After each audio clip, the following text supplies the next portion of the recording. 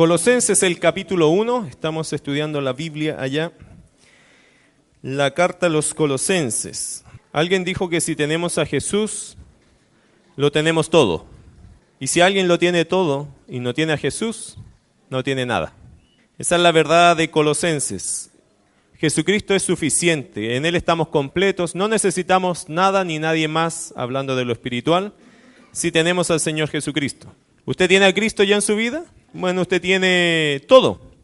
Está completo en Cristo. Colosenses 2, versículo 9 dice, porque en Él habita corporalmente toda la plenitud de la deidad y vosotros estáis completos en Él, que es la cabeza de todo principado y potestad. Hoy día nos toca avanzar del versículo 15 y vamos a avanzar largamente hasta el versículo 17. Bueno, va a ser 3 versículos. Vamos a ver si los podemos alcanzar a estudiar.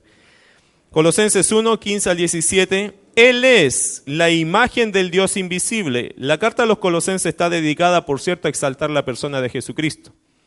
Y Pablo está hablando acerca de Jesucristo en este pasaje y nos está dando la verdadera identidad de Cristo. Le voy a leer los versículos para comenzar a estudiar. Él es la imagen del Dios invisible, el primogénito de toda creación. Porque en Él fueron creadas todas las cosas, las que hay en los cielos y las que hay en la tierra, visibles e invisibles, sean tronos, sean dominios, sean principados, sean potestades. Todo fue creado por medio de Él y para Él. Y Él es antes de todas las cosas y todas las cosas en Él subsisten. La verdadera identidad de Cristo. En una ocasión los discípulos vivieron una situación extrema junto a Jesucristo. Estaban en medio del mar y se estaban hundiendo literalmente por la tormenta gigante que se les vino. Tormenta provocada por el diablo, obviamente, en ese pasaje por lo menos. No se olvide que Jesucristo reprendió. Esa palabra reprender solo se usa hablando de espíritus o de demonios. Y cuando Jesús reprende al viento y al mar y le dice calla y enmudece, realmente el Señor estaba no reprendiendo cosas, sino espíritus que se estaban levantando en esa tormenta porque ellos iban a predicar a Gadara, ellos iban llevando el evangelio a otro lugar. Y vaya que cuando uno quiere llevar el evangelio a otro lugar, en las tormentas inesperadas en la vida se aparecen. Pero es el diablo trabajando para limitar el poder del Señor o poner miedo en los corazones de los que van a hablar de Cristo en otros lugares. Ellos vivieron esta experiencia y fue una cosa muy interesante para ellos porque ellos se vieron en medio de la tormenta. Sin embargo, ellos con mucho miedo le dijeron, Señor, ¿se acuerdan que Jesús estaba durmiendo? Era una cosa muy curiosa. Él dormía plácidamente, no sé si plácidamente, pero dormía. Y lo despiertan y el Señor hace callar literalmente al viento y al mar y eso se hizo, dice la Biblia, grande bonanza. Es decir, una tranquilidad exquisita y necesaria en ese minuto para los apóstoles. Pero de esa experiencia quedó en el aire la siguiente expresión. ¿Quién es este que aún el viento y el mar le obedecen? El apóstol Pablo en Colosenses capítulo 1, versículo 15, trae a nuestra memoria una escena parecida a esto, porque el apóstol Pablo está haciendo una descripción categórica de la magnitud del Salvador que tenemos. Es decir, los apóstoles no se daban cuenta hasta ese minuto la magnitud de su Salvador, el poder de su Salvador, el tamaño de su Salvador. Y a veces los creyentes tampoco nos damos cuenta del poder que tiene nuestro Salvador. Y la persona de Cristo, cómo es. Y por eso el apóstol Pablo acá creo que disfruta, porque el apóstol Pablo siempre disfrutó de describir mucho a Jesucristo, disfruta de describir la magnitud y la identidad verdadera y sublime que tiene Jesucristo. Los hombres no podríamos entender esto si Dios no lo hubiese mostrado en su palabra. Es difícil para nosotros, ni aún los mismos apóstoles que estuvieron con Jesús podían dimensionar la magnitud, el tamaño, el poder, la gloria de Jesucristo. No lo podían hacer. Pero Jesucristo se dio a conocer a ellos y les reveló cómo era Él. Lo mismo que ha hecho con nosotros. Y en nuestro caminar de aquí hasta que nos vamos con Cristo, vamos a ir conociendo y reconociendo que lo que la Biblia dice de Jesucristo en nuestra propia experiencia es verdad. Es el Señor Todopoderoso. Es Dios Creador. Es el primogénito de toda la creación. Y vamos a ir reconociendo esto más y más por la Escritura, por el Espíritu y por nuestra propia experiencia nos va a quedar muy claro que lo que la Biblia dice realmente es verdad. Porque vamos a experimentar muchas cosas de Cristo en nuestra vida, pero también otras van a estar escritas y las veremos en la eternidad. Cuando a Cristo lo veamos allá en gloria y majestad, nuestra imagen, nuestro entendimiento de Cristo va a ser mucho más superior de lo que hoy día entendemos. Ahora el apóstol Pablo nos adelanta el trabajo planteándonos la verdad teológica de quién es Jesucristo. Y estos pasajes son teológicos absolutamente, son grandes en teología. Es decir, involucra la verdad de Jesucristo y expande el pensamiento a través de otros versículos de la Escritura. Y no nos podemos quedar solo con esto porque estos puntos nos dan a saltar a diferentes puntos para entender la doctrina de Jesucristo. Mi querido hermano, si usted no entiende bien quién es Cristo, no va a poder confiar tanto en Él, porque no lo entiende. Ahora, si usted entiende bien quién es Jesucristo, va a poder confiar más en Él. Ahora el apóstol Pablo nos va a mencionar un poco cómo es Él. Pablo comienza esta sección con una declaración, versículo 15. Se fija que en el 14 dice, en quién tenemos redención por su sangre, el perdón de pecados, y eso lo explicamos la semana pasada. Pero ahora comienza con una declaración categórica de Cristo, poniendo a Jesucristo en un lugar, en el lugar que se merece y corresponde. Él dice, Él es la imagen del Dios invisible, el primogénito de toda creación. Ok, vamos a ir con este pasaje. Él es la imagen del Dios invisible. Los hombres, según la Biblia, tenemos una imagen, ¿cierto? Hemos sido creados a imagen y semejanza de Dios. ¿Qué significa eso? ¿Qué significa que usted porta y usted trae la imagen y semejanza de Dios? ¿Usted es hecho imagen y semejanza de Dios? ¿Sí? Por lo tanto, ¿usted trae algo de Dios? ¿Me lo puede jurar? No tiene para qué jurarlo, ¿cierto? La Biblia dice que fuimos hechos, creados imagen y semejanza. Imagen y semejanza, entre paréntesis, son dos palabras que son absolutamente complementarias, como si fuera una sola palabra. Ahora, portar la imagen de Dios, nosotros, ¿qué significa para nosotros los hombres? Significa que nosotros traemos algunos rasgos de Dios que Dios los ha querido comunicar a nosotros. Por ejemplo, el amor, ¿cierto? ¿Usted sabe amar? Bueno, es algo de lo que Dios te ha dado. ¿Tienes intelecto? Nadie lo duda, ¿cierto? Tiene emoción y voluntad, son tres características de la personalidad. Y estas características de personalidad las tenemos porque Dios nos hizo a su imagen. Nosotros no somos animales ni del reino animal, ¿sabía usted eso? Nosotros somos creación especial de Dios. Si usted se cree parte del reino animal, a usted lo van a hacer descendiente del mono. Y algunos podrían por cara... lo podrían cuestionar, pero hermano, no es así, ¿ok? Usted sujétese a la palabra nomás, le conviene. Pero nosotros no somos del reino animal, nosotros somos una creación especial. Dios nos hizo diferente a estos animales. Nosotros tenemos voluntad, intelecto, emoción, tenemos moralidad, lo cual no tienen los animales. Tenemos sentido de justicia. Piensen en algo, las personas aún en las tribus más prehistóricas consideran, hermanos, los días de la semana. ¿Sabía usted eso? Hasta las tribus más recónditas respetan la semana. ¿Usted ha pensado en eso alguna vez? La semana, científicamente hablando, no tiene sentido de medición. El mes sí, por la luna, los días sí, por el sol, pero la semana no tiene sentido. Sin embargo, hasta las personas más recónditas consideran el concepto de la semana, lo tienen claro. ¿Y de dónde sacaron esa idea? Bueno, es que desde los hombres primeros creados hay semana. Dios creó en 6 días y el séptimo descansó. Y ese concepto lo arrastra todo el mundo. Es como las huellas digitales. Está dentro de nosotros. ¿Y cómo nos armamos así? ¿De dónde sale este concepto? Y todo el mundo se mueve con la semana. ¿De dónde viene ese concepto? De muy antiguo. Desde que el hombre es hombre tiene el concepto de semana porque Dios nos formó con la semana en la cabeza. Nosotros tenemos concepto de moralidad, concepto de justicia y tenemos atributos de Dios que Dios nos ha comunicado a nosotros. No en perfección, porque cuando ya Adán y Eva cayeron en pecado, estos atributos se han afectados con el pecado. Por eso amamos, pero nuestro pecado nos afecta como amamos. Por eso somos justos, pero nuestro pecado de repente nos hace ser injustos. Pero entendemos los conceptos. Eso es ser creado, el hombre, eso significa en un sentido básico, ser creado a imagen de Dios. Sin embargo, cuando Pablo dice aquí, Él es la imagen del Dios invisible, es mucho más allá que eso.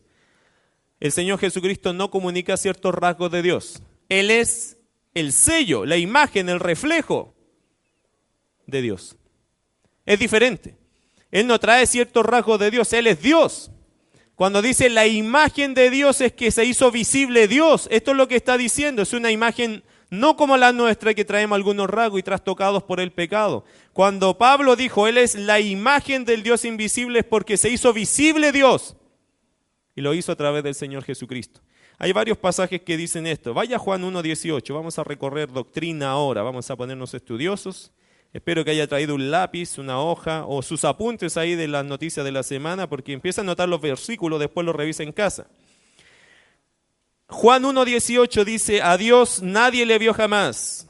El unigénito Hijo que está en el seno del Padre, Él le ha dado a conocer. ¿Qué dice el versículo? A Dios nadie lo ha visto, jamás. El unigénito Hijo que está en el seno del Padre, Él le ha dado a conocer. Ya, ¿qué significa eso? ¿Se acuerda que Adán, cuando fue creado, conversaba con Dios y que Dios se paseaba con él en el huerto? ¿Con quién se paseaba Adán? Abraham, en Génesis 18, vio 3 varones y dice que se le apareció Jehová. Y conversó con Jehová. Y después Jehová se fue de su presencia. Comió con él. Génesis capítulo 18, los 3 varones, y uno de ellos era Dios. ¿Con quién almorzó? ¿Con quién cenó Abraham? ¿Con quién comió? Agar, ¿se acuerda? Al Dios que me ve. Ella arrancando de Sara, va al desierto y se arranca y se pierde y la encuentra. Jehová, dice, el ángel de Jehová la encontró y conversó con ella. Y ella dice, este es el Dios que me ve. ¿A quién vio Agar? Jacob, ¿con quién peleó? Porque la Biblia dice que Jacob peleó con el ángel y ese ángel era Dios, el ángel de Jehová. Y dice, con Dios has peleado y has vencido. Pero peleó con alguien toda la noche, dice. Y el ángel le desgarró el muslo. Y era ángel de Jehová, era Jehová. Peleó con Dios. Moisés, ¿a quién le vio la espalda a Moisés? ¿Se acuerda que Moisés dice, muéstrame tu gloria? Y el Señor le dice, si te muestro mi gloria te mato. Pero vamos a hacer una cosa, voy a poner mi mano, métete en esa cueva, voy a poner mi mano y voy a pasar. Y vas a alcanzar a ver mis espaldas. ¿Las espaldas de quién? Vio Moisés. Josué, ¿a quién vio como príncipe del ejército de Jehová? Vino uno que parecía glorioso y Josué le dice, ¿quién eres tú? Y se presenta y dice, yo soy el príncipe del ejército de Jehová. Y Josué adoró. ¿A quién vio Josué? La Biblia dice que a Dios nadie le vio jamás. Y ahí podemos agregar a otro, el papá de Sansón, que vio también a Dios. Dice, hemos visto a Dios, vamos a morir. Y la mujer le dice, si él nos hubiese querido matar, ya éramos. Y esto es todo en el Antiguo Testamento. Querido hermano, si a Dios nadie le vio jamás, y el unigénito Hijo que está en el seno del Padre, Él le ha dado a conocer. Entonces, todas esas apariciones antiguo-testamentarias, antes de que Jesucristo se encarnara, fueron apariciones del mismo Hijo de Dios, preencarnado. Antes de su encarnación, Jesucristo sí se manifestó en esta tierra. Algunos dicen, no, es que Jesucristo apareció después de 2000 años, nació. Sí, pero Él sí tuvo ministerio con los hombres en el Antiguo Testamento. Y creo yo en lo personal que cada vez que hay una aparición visible de Dios, anótelo esto, se llaman teofanías, manifestaciones visibles de Dios en el Antiguo Testamento. Si no lo anotó es porque usted tiene muy buena memoria, ¿cierto? Bueno, teofanía se llama, manifestaciones de Dios visibles. También se llaman cristofanías otras que le llaman apariciones de Jesucristo antes de su encarnación. Para mí cristofanías y teofanías en el fondo es lo mismo, porque el que hace visible a Dios siempre ha sido el Hijo. Otro pasaje, Juan 5, 17 al 18.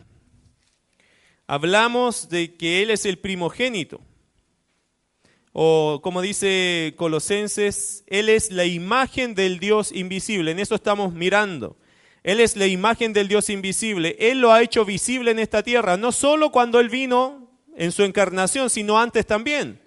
Pero en su encarnación también mostró a Dios. Juan capítulo 5, versículo 17 al 18. Dice la Biblia, y Jesús le respondió, mi Padre hasta ahora trabaja y yo trabajo. ¿Qué significa eso para un judío? Verso 18. Por esto los judíos aún más procuraban matarle, porque no solo quebrantaba el día de reposo, sino que también decía que Dios era su propio Padre, haciéndose igual, ¿a quién? Igual a Dios. Algunos liberales dicen lo siguiente. Liberales son personas, hermano, que dicen creer algo en la Biblia, pero niegan la mayoría. ¿Ok? Algunos liberales dicen que Jesús nunca declaró ser Dios. Entonces, este pasaje, ¿qué quiso decir? Porque aquí Jesús dijo, mi Padre hasta ahora trabaja y yo trabajo. Esa declaración para el judío lo leyó claramente. ¿Qué estaba diciendo él? Yo soy Dios. Eso estaba leyendo él. Los judíos entendieron eso es lo que Jesús estaba pronunciando. Juan capítulo 10, sumándole un poco argumento a eso, versículo 30 al 33. Tiene que entender algo, hay religiones que enseñan que Jesucristo no es Dios. ¿Y nosotros qué creemos? Que Jesucristo es Dios. ¿Cómo es Dios Padre, Dios Hijo, Dios Espíritu Santo? Nosotros creemos en la Trinidad. El Dios Trino es bíblico, hermano, es verdad. Tenemos un Dios, pero en 3 personas. Y cada persona es Dios. Hay religiones que no te enseñan eso, que te dicen que Jesucristo es como un Dios imposible. Teológicamente, bíblicamente, eso sería una aberración teológica. ¿Cómo un Dios pequeño, un ídolo o un Dios inferior al Dios Padre puede llevar la carga de la redención? ¿Cómo puede llevar la gloria de la redención? No puede. Porque el que salva al hombre es Dios, no un Dios pequeño. Y Dios nunca iba a compartir su gloria con otro. Por eso Dios es uno. El Padre, el Hijo y el Espíritu comparten la misma gloria. Es Dios.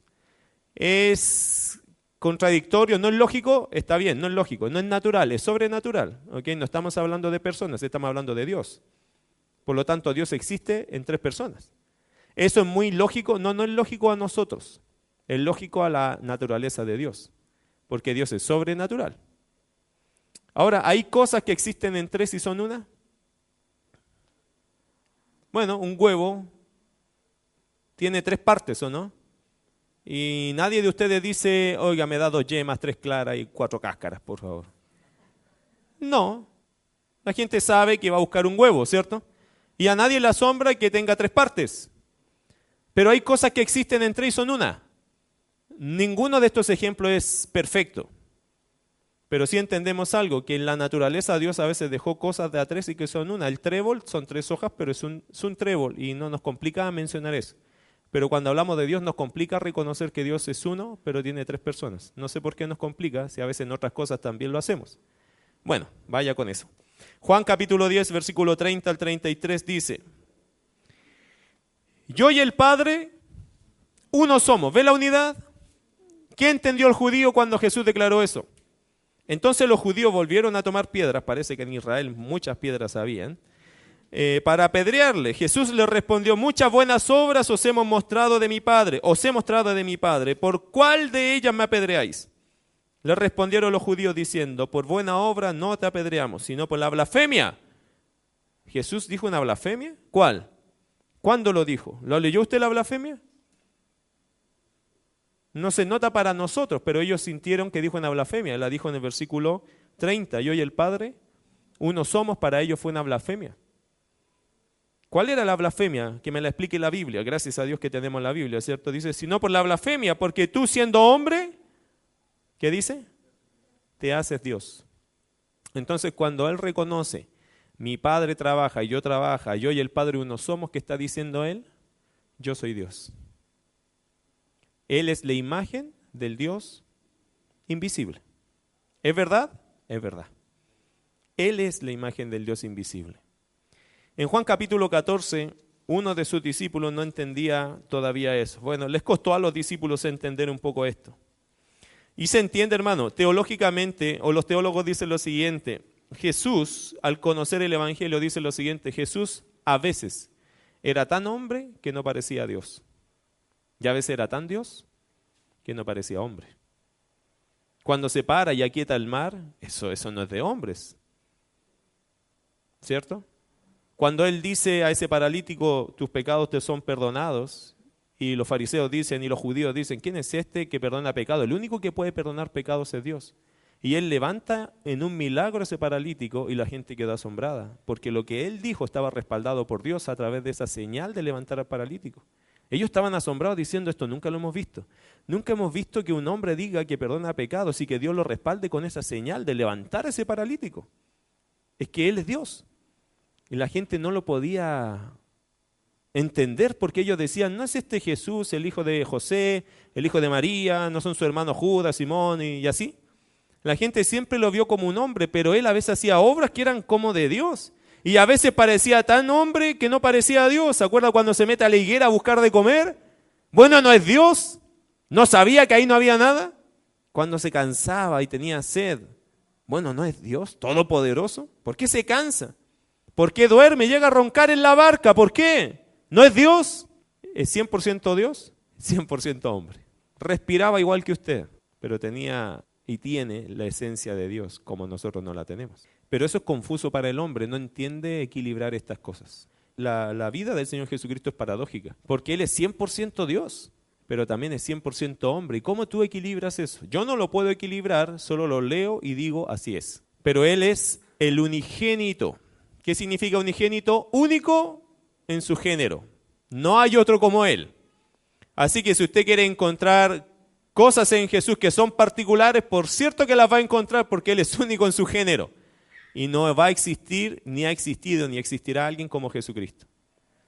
Nació un día, pero a la vez es eterno. Bueno, eso es 100% Dios y 100% hombre. Espero que lo vaya entendiendo de a poco. Tampoco le pido que entienda todo tan claro, porque si los discípulos que vivieron con Él no lo entendieron tan claro, ¿qué nos queda a nosotros? Vamos de a poco. Juan capítulo 14, versículo 7. Si me conocieseis, también a mi Padre conoceríais, y desde ahora le conocéis y le habéis visto. Felipe le dijo, Señor, muéstranos al Padre y nos basta. ¿Qué dijo Jesús sobre esa declaración o esa petición? Verso 9. Juan 14, 9. Jesús le dijo, ¿tanto tiempo hace que estoy con vosotros y no me has conocido, Felipe? El que me ha visto a mí, ha visto al Padre. ¿Cómo pues dices tú, muéstranos al Padre? O sea, ¿qué te falta de ver? Es que el Padre no se va a revelar. Yo voy a revelar al Padre. Y el que me ha visto a mí, ha visto al Padre. ¿Quién más necesita de Dios? ¿Qué más de Dios quieres ver? Y eso obviamente revela la incredulidad de Felipe diciendo, es que no sé, como que, ¿qué más me pueden mostrar? Y Jesús le dice, pero ¿qué más quieres que te muestre? Todo lo que has visto en mí es como que veas al Padre. Porque Jesucristo es quien revela, es la imagen del Dios invisible. La palabra primogénito, bueno, y eso es todo, hermano, en un sentido, con todos estos versículos tenemos que entender que el Señor es la imagen del Dios invisible. Él, cuando vino a la tierra, reveló al Padre, y aún no estando en la tierra, no estando encarnado, en el Antiguo Testamento también hizo visible al Dios invisible. En el fondo eso es lo que Jesucristo hizo. Él mostró visiblemente al Dios invisible.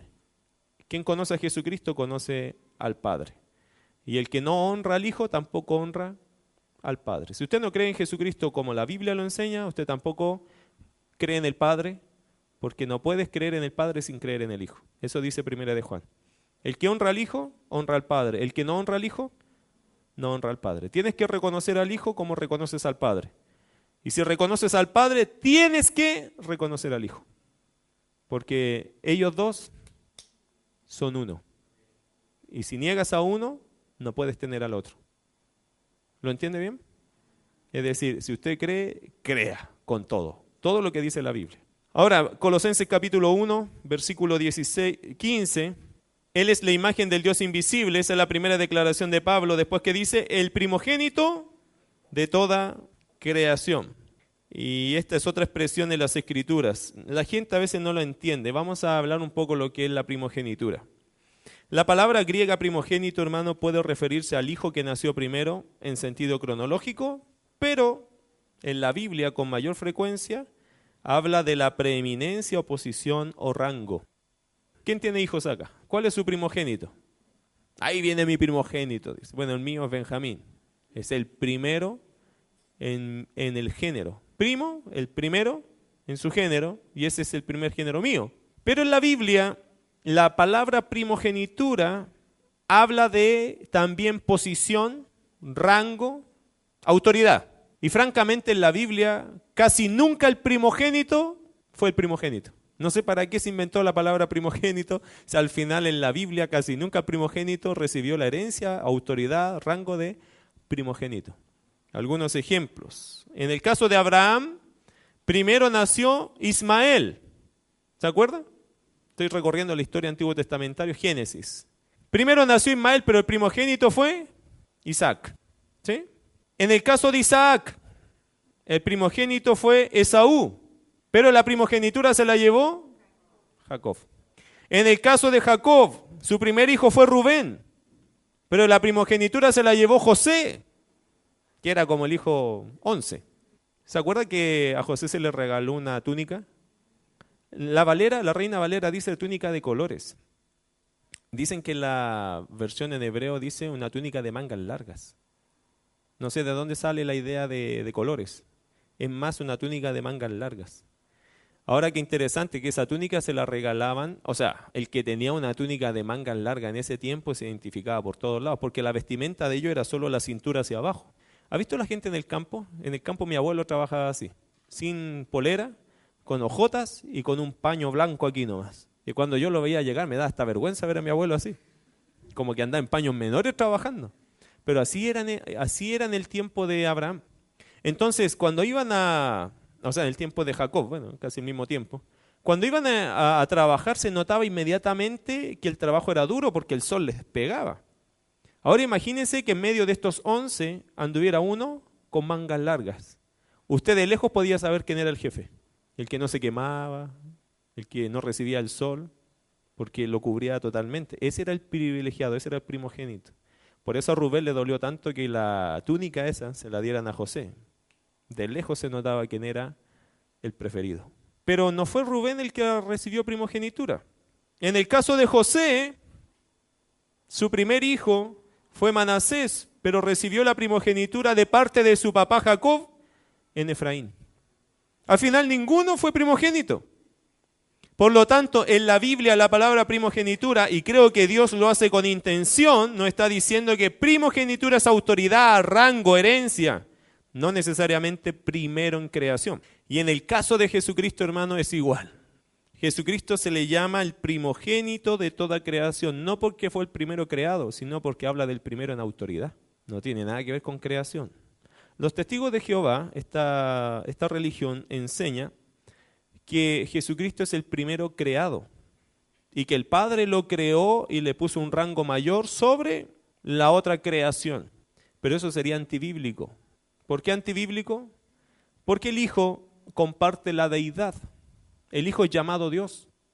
Mire lo que dice Hebreos capítulo 1, para que tenga otro argumento aparte de este. Hebreos capítulo 1, versículos 5, 6, 7 y 8. El escritor a los hebreos se dedica a explicar este asunto porque más de alguien se tiene que haber quedado con la idea de que Jesucristo es creación de Dios. Porque así lo plantea en el verso 5, pero el verso 5 tiene una explicación entre 6, 7 y 8. Contexto, esa es la verdad de la palabra, siempre tiene que leer los contextos, no versículos sueltos.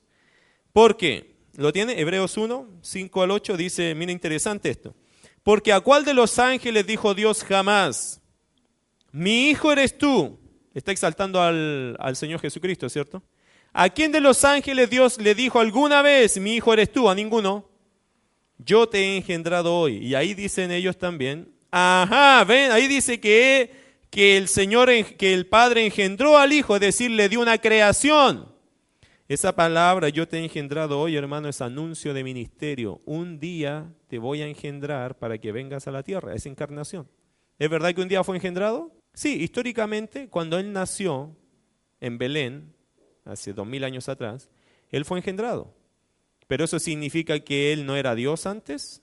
No, él recibió un ministerio. Sí fue engendrado una vez, pero no significa que fue creado y que no es eterno. Siga la lectura. Y otra vez, yo seré a él padre y él me será a mi hijo. A nadie le dijo esto Dios jamás. El Hijo es superior a los ángeles. Pero mire el verso 6. Y otra vez, cuando introduce al primogénito en el mundo, ¿se fija que está hablando del nacimiento? Cuando el primogénito es introducido al mundo, cuando se lo presenta, cuando nace allá en Belén, dice Dios para él, ¿qué dice?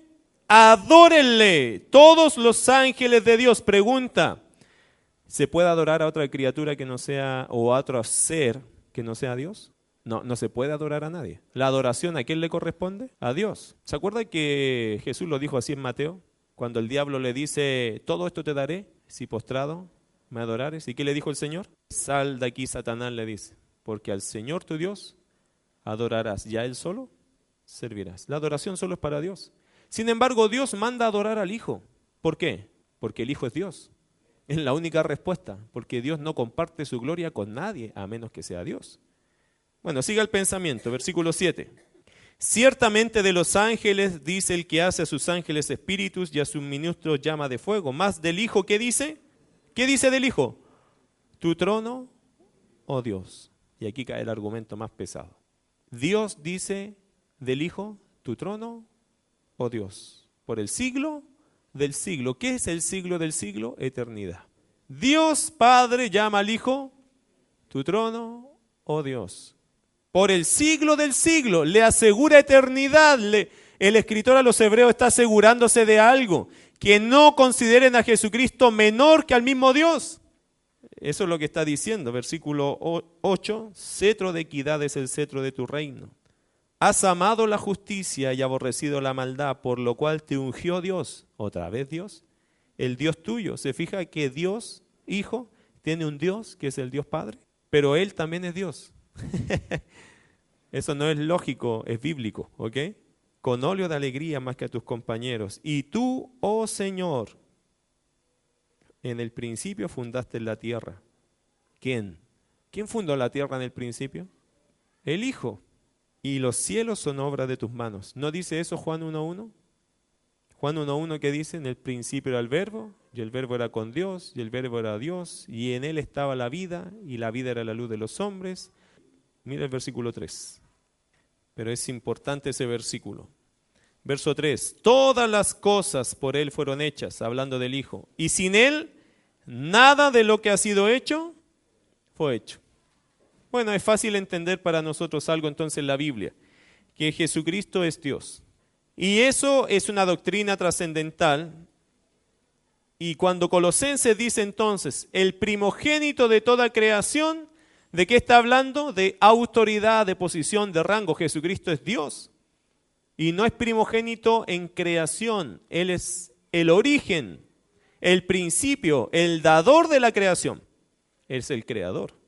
Eso está diciendo el versículo 15. Él es la imagen del Dios invisible, el primogénito de toda creación. Y voy a terminar con el verso 16. Porque en Él fueron creadas todas las cosas. ¿Se fija que Él es creador? Él no es parte de la creación, Él le dio origen a la creación. Verso 16. Porque en Él fueron creadas todas las cosas, las que hay en los cielos y las que hay en la tierra, visibles. ¿Hay cosas invisibles creadas? ¿Cómo qué?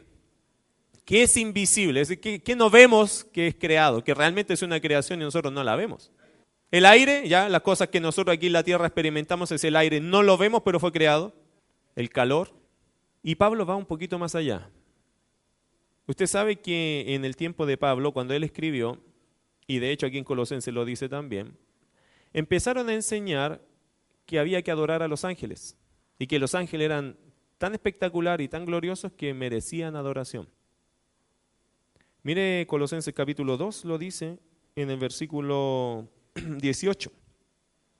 Nadie os prive de vuestro premio, afectando humildad y culto a los ángeles, entremetiéndose en lo que no ha visto, vanamente hinchado por su propia mente carnal. Había gente que enseñaba que a los ángeles había que darles adoración. Bueno, no sé si eso lo enseñan hoy en alguna religión, pero es falso. Uno no puede adorar ángeles. ¿Sabe? El único ángel que recibiría una adoración, ¿sabe quién es? ¿Quién es el único ángel? Bueno, el cabecilla de muchos que quizás lo quisieran hacer, Pero ¿quién es la cabecilla dentro de los ángeles que busca adoración? ¿Satanás? Hermano, si un día usted está tomando desayuno, tipo 5 de la mañana, así que no podemos juzgar si tiene sueño o no, pero supongamos que a las 5 de la mañana usted está medio despierto y se le aparece un ángel y le dice, yo soy un ángel de Dios, adórame. Un tipo de 4 metros, glorioso, con un resplandor de luz increíble. Nunca usted había visto algo así. La tendencia del hombre es inclinarse a adorar. Y si él te dice, adórame, ¿es de Dios o es del diablo? Es del diablo. Porque un ángel de Dios nunca aceptaría adoración. Lee Apocalipsis. Y cada vez que Juan se fue a arrodillar a un ángel, dice, no, párate, adora a Dios. Porque los ángeles saben lo que costaría recibir adoración. Los ángeles no reciben adoración. Los ángeles de Dios. Pero el diablo anda buscando siempre que lo adoren. Y la gente, cuando Pablo estaba escribiendo, estaba previniendo a los hermanos porque habían falsos maestros dentro de la iglesia diciendo, tienes que adorar a esta imagen de ángel. Y si se nos manifiesta un ángel aquí, hay que adorarlo. Falso, absolutamente falso. Eso es herejía, hermano. No se puede adorar imágenes, no se puede adorar ángeles, por muy glorioso que te parezca el resplandor. Y nunca un ángel de Dios va a exigir adoración. Nunca. Ahora, si esto llegara a acontecer, pero a los que le acontece esa experiencia le parece tan cercana a Dios que lo hacen. A los que han vivido una experiencia media extraña como esa, lo han hecho. Pero eso es un pecado.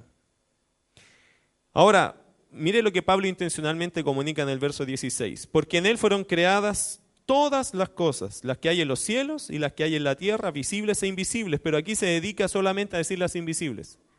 Sean tronos, sean dominios, sean principados, sean potestades. Todo fue creado por medio de él y Jesús. Es que esta gente falsa decía que había que adorar a los ángeles y que Jesucristo era uno de ellos. Entonces Pablo, ¿qué dice? No, queridos, Jesucristo no es un ángel, Jesucristo es Dios. Y gracias a Jesucristo que estos ángeles tienen una existencia. ¿Lo capta? Esta es la enseñanza que Pablo deja en el verso 16. En él fueron creadas todas las cosas. Y si usted compara este pasaje con Efesios, dice que nuestra lucha no es contra sangre ni carne, sino contra principados, potestades. Y es la misma mención que hace acá de estos tronos, dominios, porque hermano, ¿cuál es el énfasis de Pablo? Este tipo de criatura angelical no se adora. Se adora a Dios. ¿Y a Jesucristo se le adora? Por supuesto que sí. Él es Dios. Él creó los ángeles. Por eso dice el versículo al final, todo fue creado por medio de Él y para Él. Este es el asunto, hermano. Todo fue creado por medio de Él y para Él. Y esto incluye todas las cosas, criaturas, planetas, el universo. Todo fue creado por el Señor. Y quiero terminar reflexionando con un solo versículo. Si todo fue creado para Él, entonces nosotros necesitamos darle la gloria a Él. Mire lo que dice Romanos 11:36. Porque de Él, y por Él, y para Él, son todas las cosas. A Él sea la gloria por los siglos. Amén. Si tú fuiste creado por Dios, por lo tanto eres de Él. Y también eres por Él. ¿Y sabes qué más? Eres para Él. ¿Nota las formas como se construyen? Tú eres de Él. Eres por Él. Todo lo que logres hacer en esta tierra es por Él. Pero eso que logras tener por Él es para Él. Por eso dice el versículo después, a Él sea la gloria por los siglos. Amén. Querido hermano, si usted es criatura de Dios y ya eres salvo, ya eres de Él. Y eres salvo por Él. También eres salvo para Él. Todas las cosas son de Él. Si alguna criatura se revela diciendo, no, yo tengo mi propia vida, yo hago lo que quiero, entonces usted no está dándole la gloria a Dios. Y eso es bien peligroso. Toda criatura tiene que darle gloria a Dios. Usted sabe, el único que no le quiere dar la gloria a Dios es el incrédulo. El incrédulo dice que no le glorificaron como a Dios ni le dieron las gracias. Toda criatura necesita rendirse a Dios. Las criaturas, los animales lo hacen, el cielo y la tierra lo hacen. Los ángeles lo hacen, los demonios no lo han hecho, por eso son demonios. Y el incrédulo no lo ha querido hacer. Pero nosotros que conocemos a Cristo, ¿qué tenemos que hacer? Darle la gloria al Señor. ¿Por qué? Porque de Él eres, por Él eres y para Él eres. Vamos a orar. Ore en su corazón, por favor, y pídale al Señor que le ayude a entender cada día más quién es Él para ti. Es verdad que somos creyentes, pero también es verdad que a veces el creyente no entiende quién es Jesucristo. A veces creemos que Él está para nuestro servicio y te voy a aclarar algo, tú estás para servir al Señor.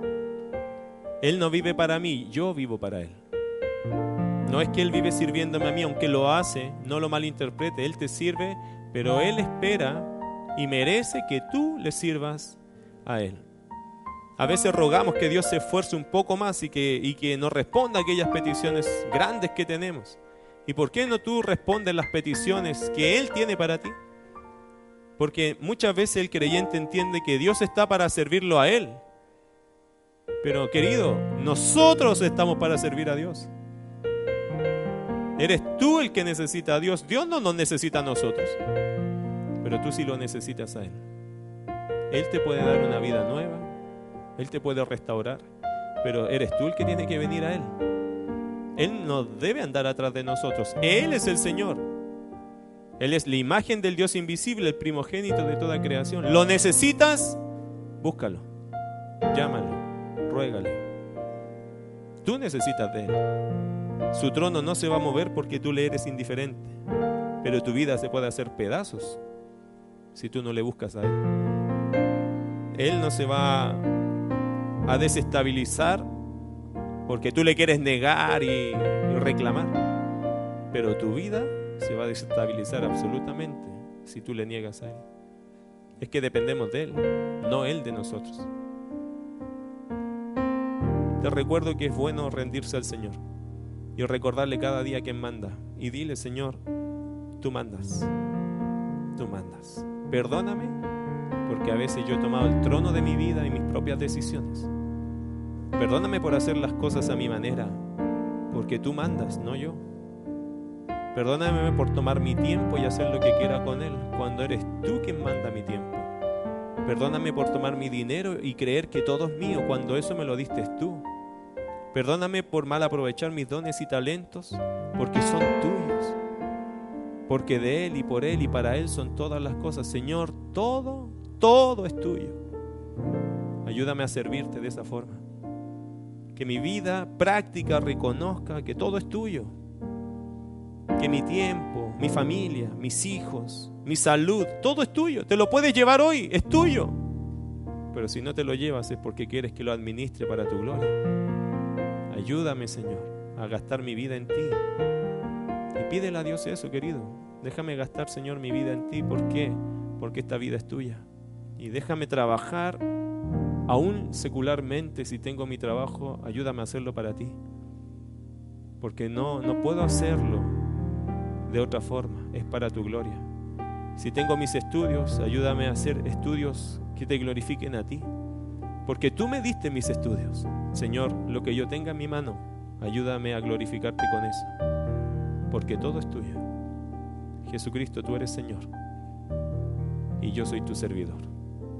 Qué lindo cuando un creyente puede recordarle eso al Señor. Señor, yo soy tu siervo. Yo soy tu sierva. Y estoy para servirte a ti. No a mí. Como me dijo alguien ayer, mi oración es olvidarme de mí para pensar en lo que al Señor le importa. Ore así, hermano, que Señor, que mi vida no importe, que sea tu gloria la que me importe. Esa es una muy buena oración. Querido Padre Celestial, gracias por llevarnos a aplicar esto a nuestra vida. Es tan profundo, Dios, a veces que no entendemos todo, pero sí entendemos algo: Jesucristo es nuestro Señor. Y vaya que Señor tenemos, la imagen del Dios invisible. Él es quien reveló al Padre en este lugar, increíble. Y es el primogénito de toda creación, la autoridad máxima. El Curios, el Adonai, el Señor, el Todopoderoso, está con nosotros. Él es nuestro Salvador. Es bueno saber el Salvador que tenemos, Porque aún en la tormenta más grande que enfrentemos, sabemos que nuestro Señor en cualquier minuto va a pararse y detener esas tormentas, porque tiene toda autoridad. Y si no lo hace es porque Él quiere que sigamos creyendo que Él va con nosotros, pero tiene toda autoridad. Nos da paz saber que tú estás con nosotros, Señor Jesucristo. Nos sentimos respaldados porque tú estás en esta pequeña barca y estás cuidando de nosotros. Ayúdanos a darte la gloria con nuestra vida, a entender que de ti somos, por ti somos y para ti somos. Que cuando llegue un martes, Señor, para venir a orar, que nadie diga, no, es que yo quiero hacer mis cosas. Cuando llegue un jueves para estudiar, que nadie diga, no, es que yo no quiero ir. Que en tu pueblo no haya ese pecado. Que tu pueblo diga, si es bueno conocer a Dios, vamos a conocerle. Si es bueno orar y buscar el rostro de Dios, lo vamos a buscar. Y si es bueno adorar a Dios, vamos a ir a adorarlo. Porque de Él y por Él y para Él somos todos nosotros. Y así te daremos la gloria. Obra en nosotros para que en la semana esto sea un sermón muy práctico. Gracias, querido Padre, en el nombre de Jesús.